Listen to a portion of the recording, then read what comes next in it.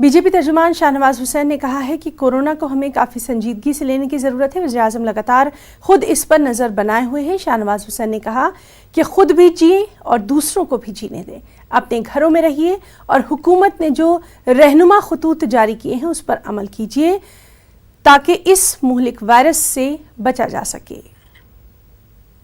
देखिए, corona virus के खतरे को बहुत गंभीरता से लेना है।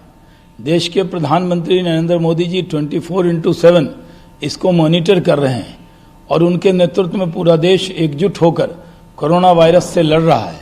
जहां यूरोप के देशों में, ईरान में, गल्फ कंट्रीज में इसका रेशियो बहुत ज़्यादा है, लेकिन यहाँ जो कोशिश हुई है, जो आम लोगों ने, सरकार ने सारी कोशिश की, उससे ये काफ़ी रुका है।